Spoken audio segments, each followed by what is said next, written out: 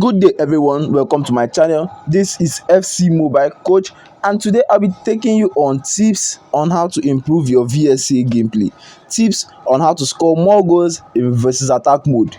Okay, because you need it for rank up, you need it for your league versus league tournaments. So let's start. First, I'll be talking about shots. Shots in general. Most times in VSA we come across one-on-one situations, situations where you have to score from the side. And about shots, this is all I have to say.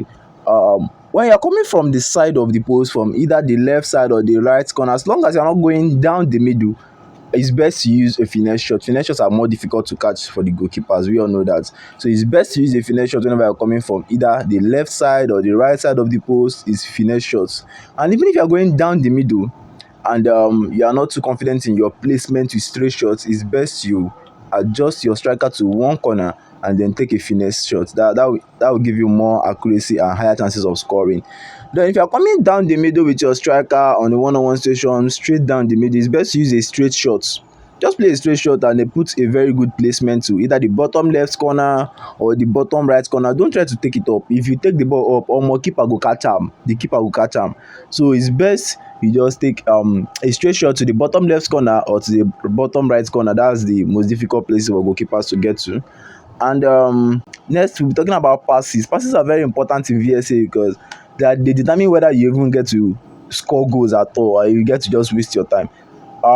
As you know, VSA, everybody's always going forward in VSA. Everybody's always pushing. Your strikers are always running forward. So it's best to use through passes in VSA is mostly about through passes because once your strikers are running forward, if you give a regular pass, to just do the whole attack, everybody go all weak, everybody go all tire, when they go back the catch ball, and it might lead to you losing the possession if there's a defender behind or in front of your striker. Most times it's through balls, so that your striker will maintain his running lane, his speed, and still get the ball, and so that your attack can be very smooth. In cases where you have to cross from the side, pass from the side of the post, it's best to use a driven ground pass. If you must do the regular pass, driven ground pass is the best option, so that it gets your striker faster than the defender can react. To get your striker very fast, and he'll be able to use it you'll be able to make your next move before the defender will get close to you. Also, crosses are really not advised, as crosses are almost a 50-50% chance of scoring. The only time you are advised to cross in VSA is when you are sure that your striker is open. Anything apart from that is a 50-50 chance, and you don't take 50-50 chances in VSA. In VSA, you have to convert with at least a 75 to 80% chance rate, conversion rate, so that you can be able to win your matches. So high crosses are not advised.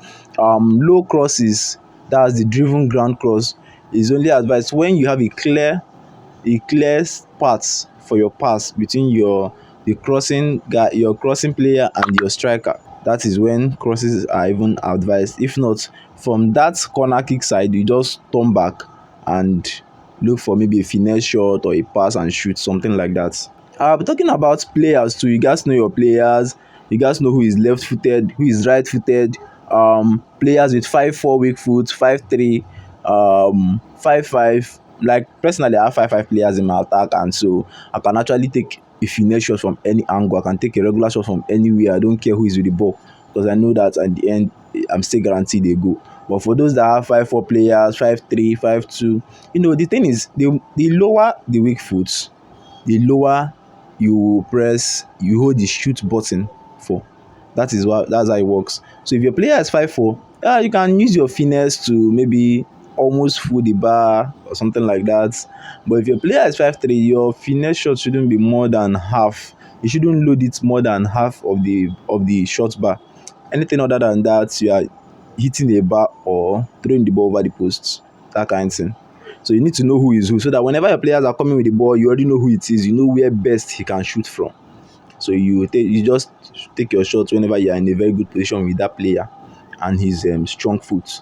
Another thing is skill moves. Skill moves are very important. Not be every time you go dey pass. Sometimes passes will waste your time. Sometimes you need skill moves to beat player one on one and just go and score your goal. So most advised skill moves for BSs are the roulette. The roulette helps you get around anybody that is straight in front of you, anybody that's in your front, anybody they do any roulette just get you past them without you, losing the ball. Another one is lane change. Lane change also gets past anybody that is in front of you without losing your direction of movement or losing the ball. Then we have heel to heel. Some people use heel to heel flick or step over and exit. Either of the two will give you a speed buff. So that speed buff will help you to beat defenders that are behind you or that are coming from the side. That speed buff will help you out. Then some people use rainbow flick as well. Rainbow flick also helps. Yeah, rainbow flick also helps beat defenders that are in front of you, but the risk is you might run into the defender and not win the ball at the end. Another thing we'll talk about is space. There's sometimes they'll give you ball on one of your strikers, and there'll be space between the striker that's with the ball and your next set of players that are available, which are being marked by defenders. So what I'm expecting to do in that situation is to run in, take those spaces. There are spaces in front of you. You explore those spaces. You use them to your advantage. You run into those spaces until one defender comes running at you. Then you make a pass to a free striker. If you have space and you immediately go for a pass, before the ball will get through the whole of that area that you have to your striker, it might be intercepted, or your striker might just be marked down by a defender. So it's best whenever you have the ball, you move first. You move, take spaces that are in front of you and make a defender destabilized before you make a pass, if you are going to make a pass.